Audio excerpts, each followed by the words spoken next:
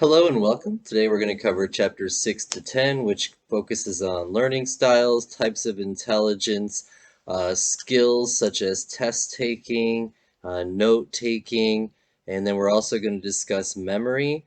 And we're going to finish out with a little bit of review for the quiz. And if you guys have any questions, please always email me. So, to begin, chapter 6 through 10, we're going to talk again about learning styles. In the last class, I did introduce this concept, but the way I really like to focus it is think about who you are as a person and what works best for you. Are you a visual person? Are you an auditory person? Are you somebody that has to do things, like I like, like for example, if you want to learn to cook, you can read about it so much, but maybe you need to delve in and like try to do it yourself, and then by doing it yourself you can finally figure out how to do it. And so all of us are very different, and in college you're going to get hit with multiple different ways of learning, different types of tests, different ways to write papers. And so it's always good to be flexible and be able to approach different types of tasks and different ways of learning and different strategies. But again, think about what works best for you when it comes to your studying and things. Are you one that just needs to listen to the lecture over and over and over again? Or just hear a book, have it transcribed and read to you, like the read aloud function in Microsoft Word? I use that all the time. I like to speak into my Microsoft Word, and then I go back and just edit a lot of the grammar. That's just how I do things. Like with discussion boards and stuff, I like to speak into Microsoft Office, so dictate basically. You hit the dictate button or transcribe button, and I like to talk into it, and then you hit stop, and then you read what you wrote, and then edit it, and that just works so well for me because I can talk a lot better than I can write. It's just, I don't know, one of my skills is better than the other, and I just have to accept that about myself. And so depending upon the type of person you are, you might want to consider that when it comes to the way you study and things along those lines. And in the last lecture, I highly talked about like your personality style. What's best for you? When is it best for you to study? What time of day? What days are best for you? What works good with your schedule? How can you manage your time to, fit it in? And then, when are you feeling it the most? All of these kinds of questions. I just like to ask this kind of stuff just to kind of get you thinking about how it's the best approach for you to get through college. What's the best approach for you to do well on your exams, to, have enough motivation to complete the work, to get up in the morning, whatever it might be. Okay? This chapter also talks about things like attention. How do you focus your attention in such a way that you can take that short-term memory and turn it into long-term memory, for example? When are you the most attentive? When's the best time for you to take, to study and review your notes and whatever else it might be? There's also other factors like environmental factors. Your book talks about lighting, sound, temperature, comfort, structure of time, ability to move, peer interaction. All of these will be on your quiz, so definitely worth thinking about. But like my wife, for example, she likes to go to Starbucks. Me, I think I talked about in my last lecture. In undergraduate school, I went to Starbucks. In my graduate school, I always found myself in a basement or a garage, just anywhere. And it was always after 10 o'clock at night because I have kids and jobs and things like that. So just think about what works best for you. Think about the environment that works best for you and make that happen. And if you have distractions, what kind of an action plan can you take to remove those distractions for your life to, better enable you to have the time that you need? Um, so again, the book talks about with the need to identify the preferences of your particular learning style. Just think about who you are as a person, what works best for you. Think about your successes and your failures, and then, ask those questions. Your book also discusses practical strategies to use in your learning style. Like, again, if you're one that's really into visual stuff, watch the lecture several times. If you like to read the book several times. If you like to do it, go into the skills lab and just go try things out. What are practical strategies to use in your learning style outside of just class? Again, like me, I like to watch people do things. I like to write it down. Then I like to go type it up. Then I like to go try it myself. So like the way I became just a chef, for example, was looking over people's shoulder, ask them how they did it. I would write down all the steps, and then I would go type it all out, and then I would go do it myself, and I didn't have to ask him much times how to do it, and then repeat and repeat and repeat, and eventually it just becomes an assembly line, you know. So what's best for you? And then apply your knowledges of multiple intelligence to develop strategies for academic success. We can look at multiple intelligences here on this next slide. So again, think about how these types of intelligence will help you do well in school, like linguistic intelligence. How are you with vocabulary, grammar, sentence structure, reading, writing, discussing, presenting, things along those lines. Mathematics. How efficient are you with math and math language? How many classes have you taken? Are you scared of statistics? Don't be. Statistics are awesome, and if you know stats, you can make money. Spatial intelligence. Again, are you more of a visual, spatial kind of person? Do you need to like be in a classroom and listen to the lecture? Bodily kinesthetic, you know, doing the physical types. Musical intelligence. You know, I always like to talk in my psych classes about whether playing the violin, for example, changes the structure of your brain, and it absolutely does. Interpersonal intelligence, interacting with other people in the social context. Intrapersonal intelligence, just like that general intelligence that you yourself have. And I'm not going to go deep into the lectures on intelligence, but take my psychology class. We'll talk about fluid versus crystallized intelligence, and then we'll critique all the tests and, you know, yada, yada, yada. It's a good class. And then naturalistic intelligence, again, that ability just to go out in the world, and whether it's nature, whether it's society, and get along. And so these are just some ideas. Again, when you study intelligence, you look at things like G-score, the general intelligence, and then how do we measure general intelligence? Is it a measure of all these types of skills or just a few of these skills? And so, again, not for today, but just think about the way you learn, and then how do you best utilize the way you learn to incorporate information. And so again, if you need the lectures, take the face-to-face class. If you're really self-motivated, that intrapersonal intelligence, you know, and good with reading and good with math on your own, then maybe an online class might work better for you, depending on your schedule and things along those lines. But for me, and I know I was just having this conversation today with the dean about how hard mathematics can be if you're taking an online class, for example. And then these pictures I have here on the left, of course, you have the types of intelligence we just discussed. But again, how can we then apply these for academic success? And your book has a great suggestions, like if you're good with linguistics, taking notes, you know, if you're good with math, constructing pie charts, spatial intelligence, flow charts, whatever it might be. Just think about your type of intelligence. How do you learn? What works best for you? How do you prioritize your time? How do you make the most of your time? How do you incorporate knowledge into your long-term memory so that you can reproduce it on an exam or a test or whatever it might be? And then last time, of course, I talked about learning theories like operant conditioning, reward yourself to learn, cognitive theory, observing other people, how do they do it, write it down, incorporate that approach into your brain and your behavior. And then classical learning theory, again, stimulus response, rinse and repeat, do it over and over and over again. Practice makes perfect. Practice makes perfect because it creates much more efficient neural pathways in your brain, like having an autobahn for an interstate system in America that never has traffic, like being able to just go right across the city without ever getting stopped. That's how your brain becomes the more you work at stuff, okay?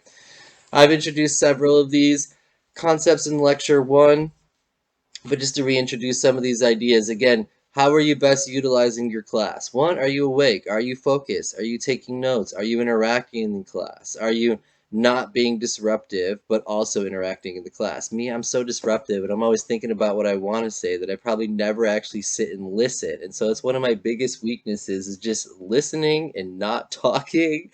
So again, we all have our pros and cons, but how do you spend your class time? And then after class, what do you do with those notes? Do you go home and write summaries of it? While you're in class, are you summarizing what the teacher is saying? Or are you just taking notes? Are you writing out main themes on the right or left margins of what the teacher is saying to focus on? And so again, whenever you do an outline, you focus on what are the main themes, then what are the sub themes.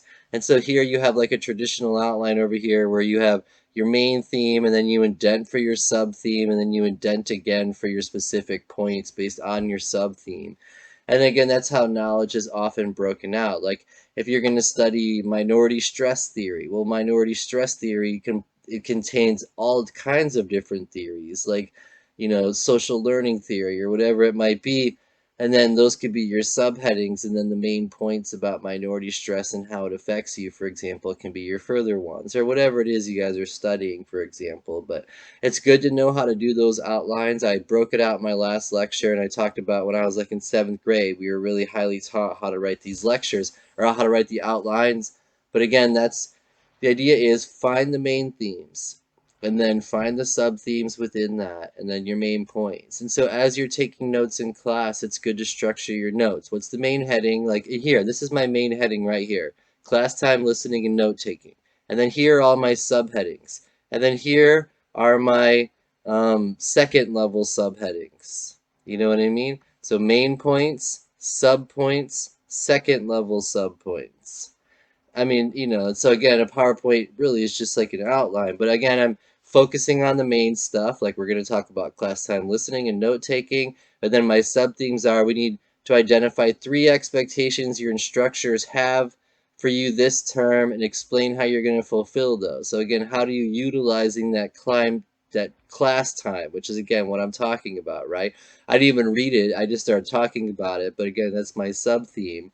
Well, I mean, I'm a professor, so of course, how you teach is like you have your stuff on your PowerPoint, but you have the general ideas in your head, and then you try to link all of those using all these cool fancy words in your presentation or whatever it might be. But again, that's the goal of this slide, right? I have my main heading. We need to talk about class time, listening, and note taking. How are you taking advantage of your class time? Are you listening, or are you just constantly talking to the person next to you? And then are you summarizing what's going on in that class, and then organizing your notes in such a way that they're coherent to you? It helps you understand the information, and you can go back to them later and make sense of what you once wrote. And again, that's where the summarizing tends to come in. Sorry about that.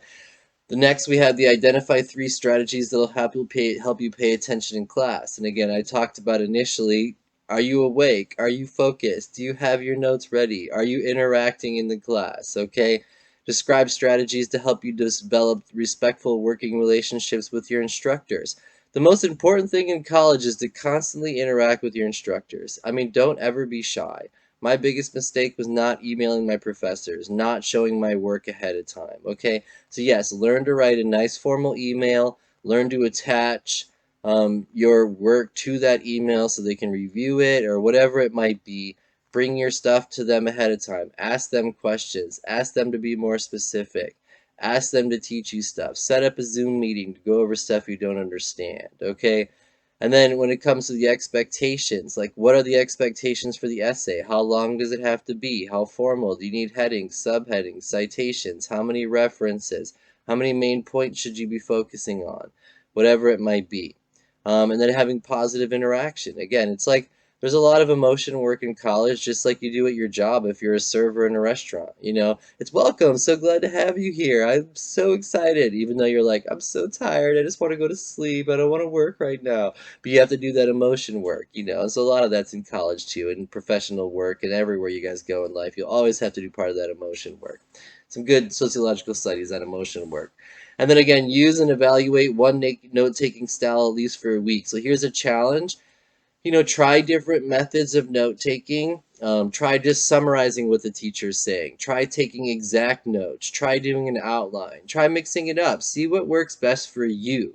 And then again, if you're able to review your notes afterwards, and then those notes are helpful for when you go to take your tests, exams, or essays, or whatever it is you're doing, then you're probably doing something good. If you're looking at your notes and they were of no use when you went to take your exam, try a different approach. And then also ask the teacher, how can I best structure my notes to help me meet the needs of the exam, which almost nobody probably ever asks in college.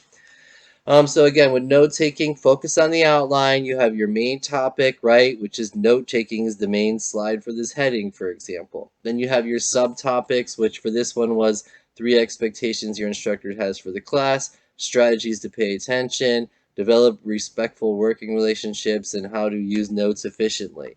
Okay. Um, I put the flowchart note-taking style from your book because I thought this was good. Again, it's just like this on your outline. You have your main topic, right? Then you have your subtopic, and then your details are your main points. And then you have your next main point.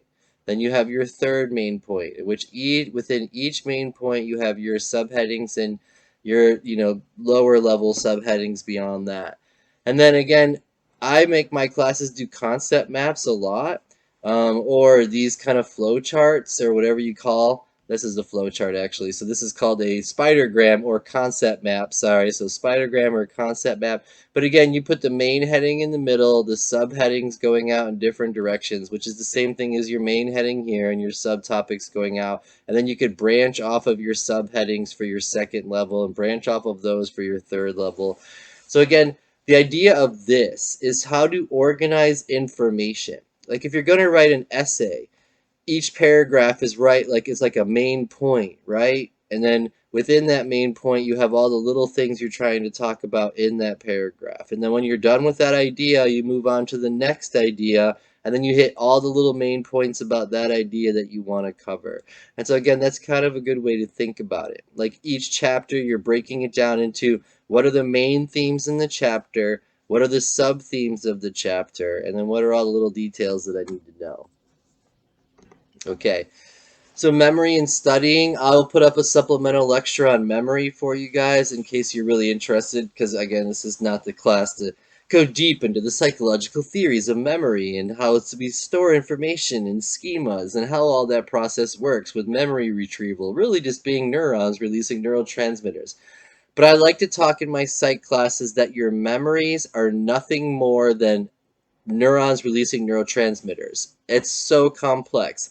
Somehow your memories are stored as neurons releasing neurotransmitters, and you're somehow able to have neurons communicate with other neurons to retrieve information and store information. It's absolutely fascinating. But what matters really for this lecture is what's the best way to store that information and retrieve that information. So again, memory is the storage of information, and then retrieval is being able to pull out that information to use that information.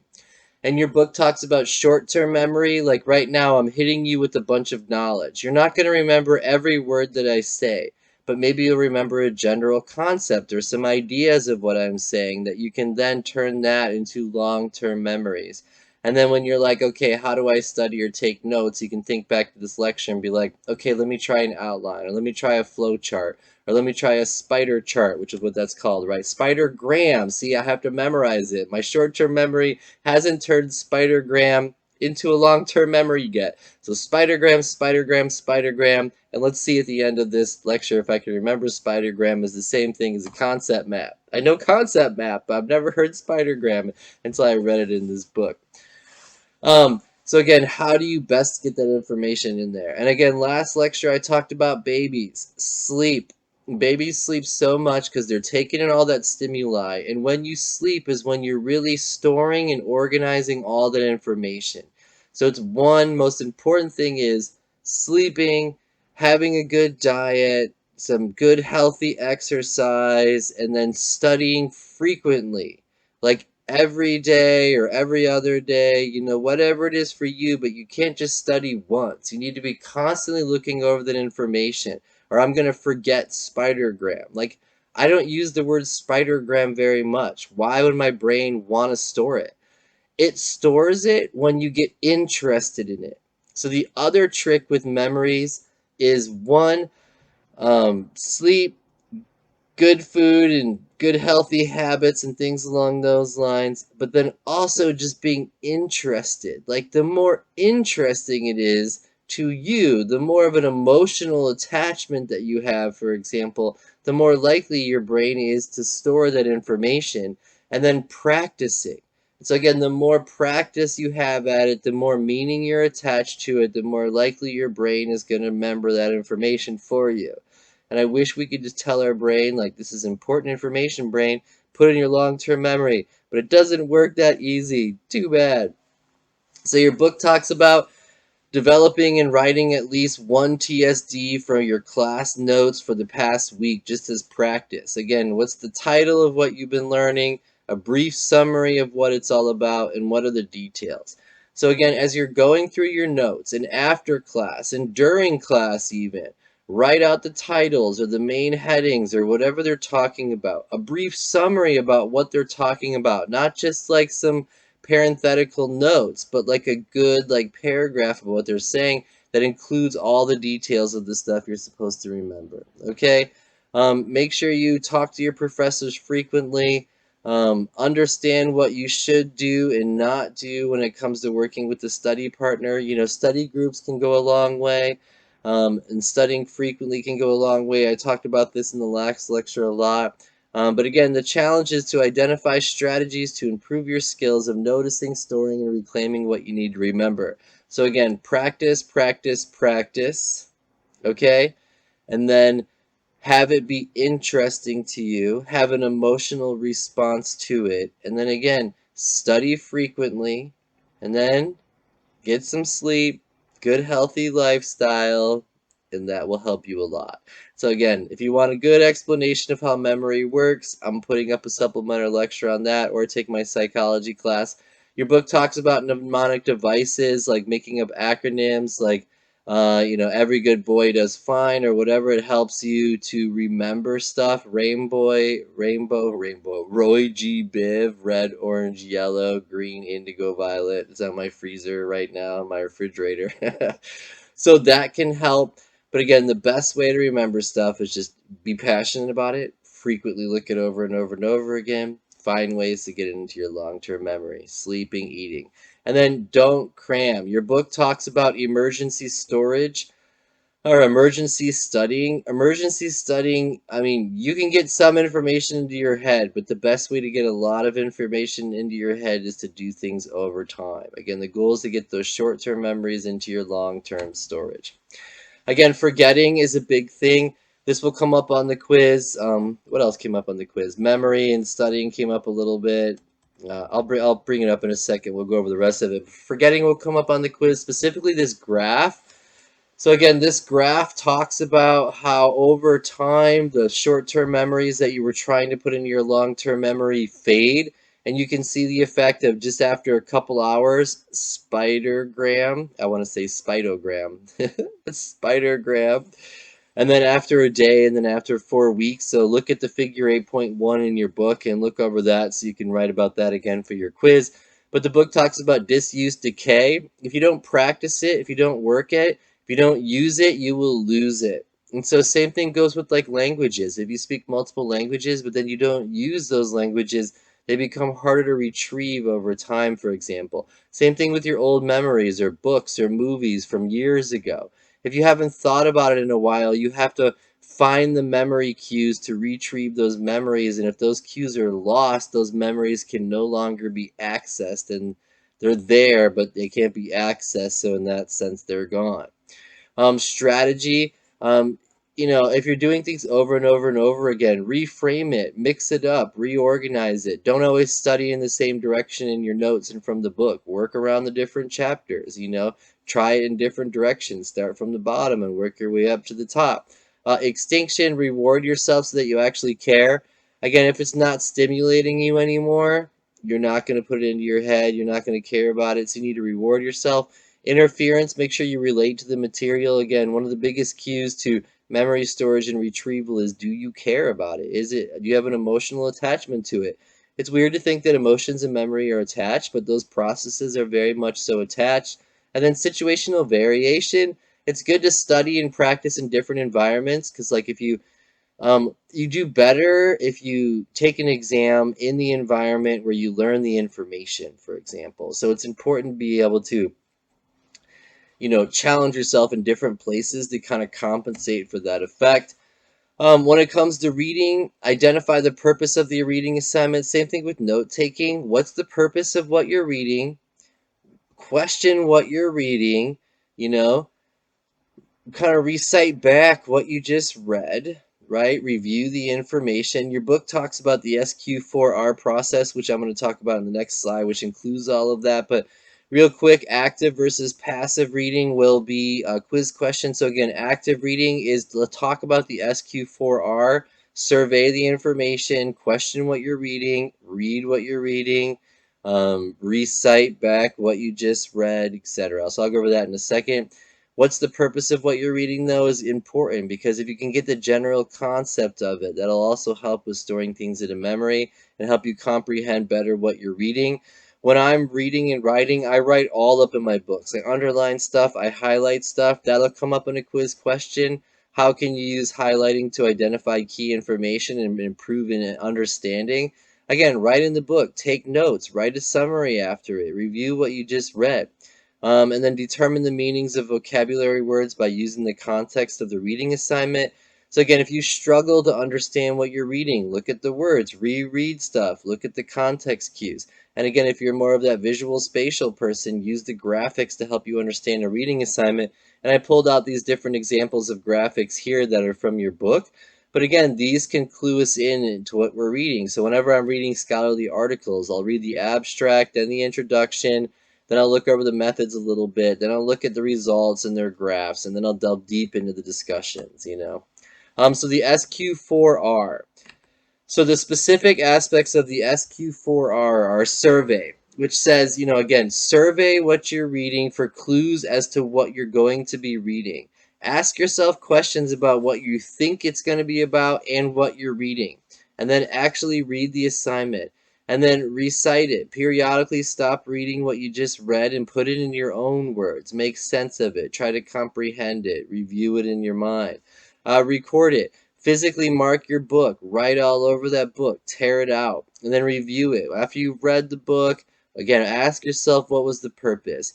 Ask yourself the questions, like what were they trying to say? What are the main points, and then try to put all of that back in your own words.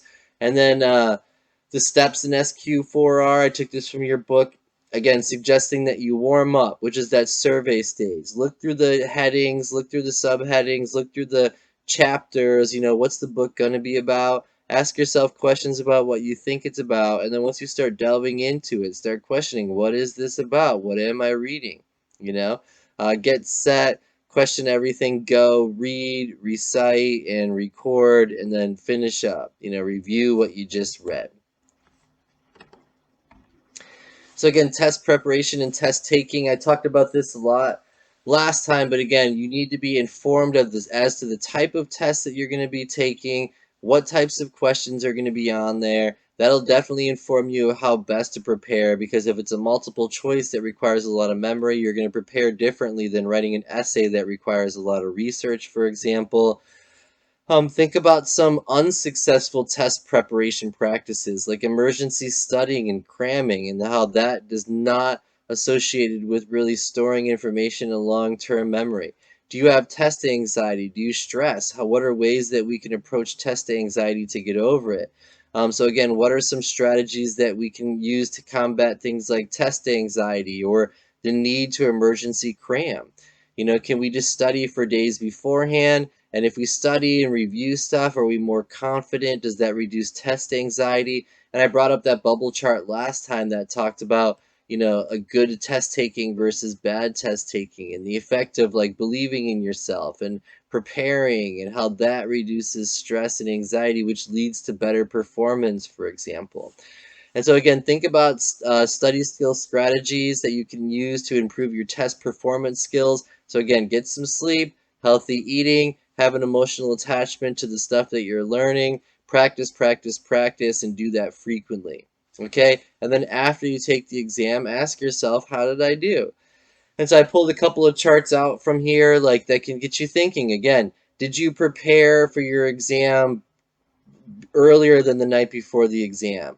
Did you do it a week before the exam? Are you reviewing the feedback and, to see where you made errors? Are you reviewing, The test preparation strategies for effectiveness and ineffectiveness. How's it doing? Like, how is your note taking? Did it help you take that exam, or do you need to do better? Come up with some other way to get that information into your head. And then again, what preparation skills do you have now? Do you review your notes nightly? Are you in a study group? Do you use study guides? Do you ask the instructor if there's old tests they can look at to practice? Have you looked at the publisher's website to review their quizzes and tests? Used a tutor, gone to your instructor's office or emailed for clarification or set up a Zoom, things like that. And then also timing. When do you start to review your notes? Do you read the chapter right away, or do you wait until like the end of the week when things are being covered? Again, you'll learn so much more if you read the chapter ahead of time before you come in there. So again, just a bunch of ideas to start thinking about. And then here's just a ton of test taking strategies that I pulled from your book. So look over 10.1. That chart's really handy. It talks about, uh, how do we overcome our test taking difficulties? Should I consider working with the study group? Or how are my notes? Are they not good enough? Or, you know, how do you feel? Are you tired? That's what it says with the creative thinking. Like, are you tired? Are you exhausted? Are you getting enough sleep? Are you burnt out? What's your general attitude? Are you connecting with the stuff? Are you happy? Are you excited? Are you pumped up? And then are you getting the motivations from the inside? Are you pumping yourself up? And are you getting the rewards of the motivation exteriorly? Okay, and then again, are you reviewing your notes nightly? Are you reading the chapters and rereading the chapters? If you want to get good at it, that's what you have to do. Are you working with your learning preferences and your learning styles? Are you breaking out time to study? How are you doing with memorizing information? Are you taking the time to do it? Are you getting enough food, enough sleep, and all the things that we need? So again, for the quiz, look over the learning style types because that will come up. Again, the auditory, visual, kinesthetic, whatever it might be. Environmental factors that affect learning, including the lighting, things along those lines, like we talked about. Your eight intelligences, linguistic, visual, spatial, whatever, all those things we talked about. Look at the strategies for memorizing and studying, which again is, eating and sleeping and studying frequently and taking notes and organizing your notes, reviewing your notes, summarizing your notes and what you learned in the class, rewatching stuff, rereading stuff. Look at that chart again on forgetting, about how much information is lost after class by days and weeks. And you can see that after only 4 weeks, we've only retained like 10% of our knowledge, which is not very good statistically.